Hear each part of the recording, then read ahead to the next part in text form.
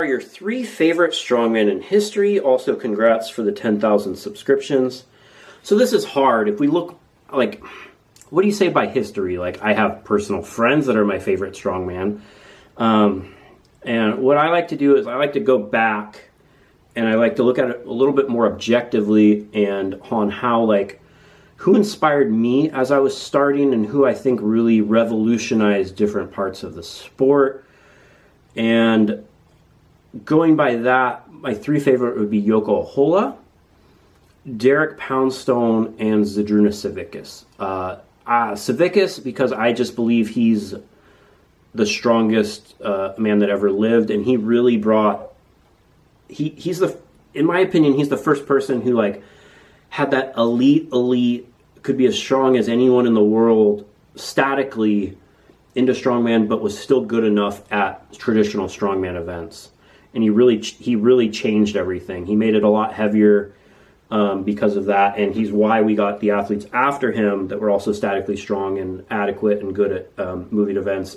You know, and like people like Thor had to get, like, if there was no Zydrunas Savickas pushing the envelope on like what people could do, you know, I don't think Brian Shaw would have got as statically strong and trained the way he did. I don't think Hafthor Bjornsson would have got that. They would have stayed how you saw a lot of 2000 strongmen where, you know, like taller guys like that, where they were pretty strong, but they were more athletic, and we wouldn't have seen the static strength develop that much, because usually there was guys like Z who were statically strong, but then they just get crushed in the moving events. And Z would surprise you and win a couple of them, and he just made the sport advance where you had to be both. And it's really hard to find that mix. So I'd say him for that reason. Yoko Ahola, because he, as far as I know, was the first strongman to really look at the sport and not like, oh, I'm just going to get strong and show up and do it. He made his own implements. His DVD I watched when I was starting, and I thought it was so cool.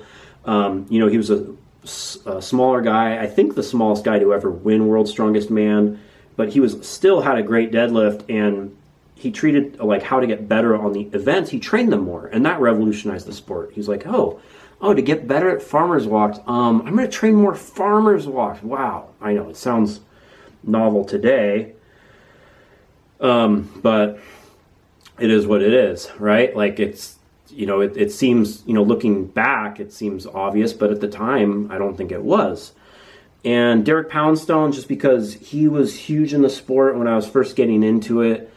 I mean, he had, you know, he was a great spokesman for the sport. He's kind of stepped out of the public a little bit more. You know, he's still there, you know, he's still on Instagram and stuff, but you don't see a ton of stuff about him. But back then when I was starting, he was the only strongman you really saw like pushing. He was on major media. He had major sponsors. He was cross-training with, you know, bodybuilders and growing the sport and introducing it to more different people in the strength culture. And I don't think he gets enough credit for that. We see a lot of people doing that now on YouTube and et cetera, and it's pretty normal, and strongman's huge, but he kind of was a little bit ahead of his time, unfortunately. Like, he was super popular and still is, but if he was doing it today, how like YouTube strongman is on YouTube now, Derek would be huge. Like, he had the physique, he was strong, you know, he could talk pretty well, he's super smart about the sport, and you know, that's why he's, you know, one of my favorites